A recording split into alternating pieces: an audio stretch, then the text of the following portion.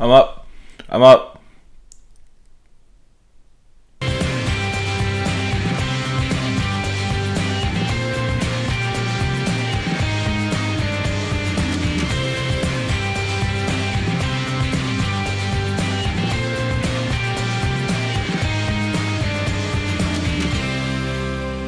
Welcome back to Rewind with B.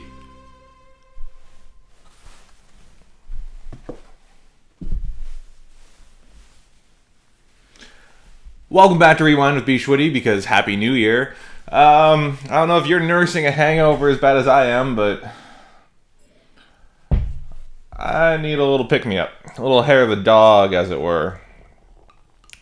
So today is a varietal focus, and I figured since we did a champagne review last Friday, we'd do a little Prosecco today. And I'd just like to point out that it's 2018, people. What strange new worlds are we prepared for?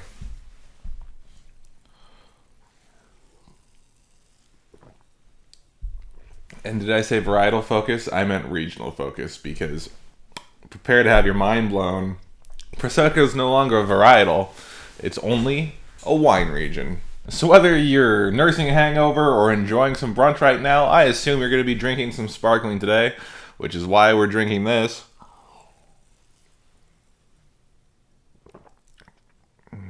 Oh yeah. For those of you that don't know, Prosecco has become a very popular sparkling wine alternative to champagne here in the States and pretty much worldwide. The price point for a good entry-level Prosecco is nearly half of what an entry-level champagne is. So it's widely used for brunches and mimosas and things of the like. But if you get a good brut like this one here, you can enjoy it on its own. And, I mean, this is a wine show, so we are going to be enjoying it on its own. Now, Prosecco comes from an Italian wine region in Veneto, which is in the northeastern region of Italy. And the demand for this sparkling line was so great that in 2008, they reclassified the region of Prosecco to include 9 whole provinces. Also in 2009, they renamed the varietal that makes up Prosecco to be called Glera instead of its original name of Prosecco. That way people can't buy Prosecco grapes and produce it somewhere else in the world and call it Prosecco. And therefore this is a regional focus and not a varietal focus. Now this is the largest DOC in Italy, which, if you forget what a DOC is, I'm pretty sure there's a nice little title card popping up right now on this side, which will tell you exactly how Italy classifies its wine regions and how to read a Italian wine label. But back to the Prosecco at hand. More than 3 million bottles of Prosecco were produced in 2013. 3 million. And while brut versions exist, like this one here, most Proseccos you'll find are either dry or extra dry, which are one level and 2 levels sweeter than the brut that you'll find, with RSs capping out around 5%. Residual sugar capping out around 5% in the extra dry, and I think around 3% in the dry.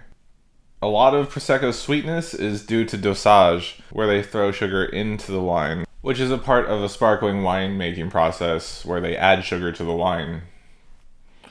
And if you want to learn more about that, because you have nothing else to do today, let's be honest, you're just sitting around, again, either brunching or nursing a hangover. So there's a title card right here that will lead you to champagne basics, how to open a sparkling bottle, how to pour a sparkling wine, and kind of a little bit of background on how it's made. Now, this isn't all made out of the Glera or Prosecco grape. Up to 15% of international varietals can be used to help round out the Prosecco wine. This includes varietals such as Chardonnay, Pinot Bianco, and Pinot Grigio. Still Italian sounding. And tasting notes for Prosecco. there's more fruit than you'd find in a champagne, which I think is why most people like it. It's that perceived sweetness and actual sweetness, because it's, again, this one's a brut, but it still has a more fruitful aroma and mouth, a more fruitful nose and mouth, it's more fruitful on the nose and on the palate than your average champagne. Which is why if you're trying to get into sparkling wines and champagne's a bit too for you, Prosecco's probably a way to start out. And then, go from extra dry to dry, and then brut. And then you can jump over to champagne as the next step. Where, you go brut, extra brut, maybe even natural brut. It's a weird system. Now, that's also a product of the grape, since it's not Chardonnay. It has more fruitful characteristics in wine. I think it would be interesting to see what Galera tastes like without it in sparkling wine. Also, it's fun to note that because Prosecco is made in large vat tanks instead of individually in bottles using the Surly method, that the pressure inside the bottle is much lower than you'll find inside champagne. Champagne can reach up to 9 atmospheres of pressure inside the bottle, whereas you'll only find about 2 to 4 atmospheres of pressure in the bottle. And my conversion factors are failing me. I think it's like 1.7 bar. I think it's a couple bars. Also, to be of note, finer Proseccos, maybe something that's in a DOCG, will have more tropical fruits, banana cream, hazelnut, more nuttier notes, as well as some vanilla and sweetness like honeycomb.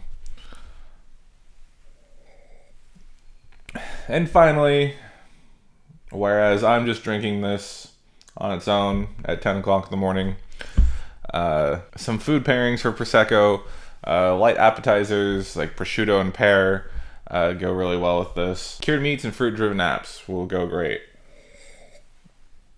Lighter fare, something prosciutto and melon, prosciutto and pear. Hell, I just want prosciutto right now. But you know what I'm saying. Lighter cured meats, lighter fruit appetizers, it'll all go great with this. Also, to be of note, since it's a white wine and it has a little bit of sweetness to it, it will pair well with Asian dishes, like spicier Asian dishes like Thai food, as well as some seafood fare like sushi, and who knows what else. Well, that's all I have for you today on our regional focus on Prosecco. Thank you for tuning in. I hope you're enjoying your first day of 2018. I'm going to keep drinking this, and then I'm going to make some Ozoni, and maybe I'll see you later in the week. But from me to you, Happy New Year. I hope you have a great one. I hope we have a great one. And we'll be celebrating it together here in Rewind. But if you want to go back and look through the archives and watch some older episodes, I've made a special playlist for you for your binge watching today on New Year's Day. It'll be on the title card. Please smash that subscribe button while you're here. I'd appreciate it. We're just gonna keep on rolling and having fun this year. Leave me some suggestions in the comments below on what you want to learn about, what you want to see me review, what you want to see me interview. I guess who you'd want me to see me interview. I have some stuff coming up that are outside of my normal things, and we're gonna have some fun this year on Rewind. My name's bschwitty. I'm wishing you a happiest of New Year's. I hope your hangover is not bad. I'll catch you next time.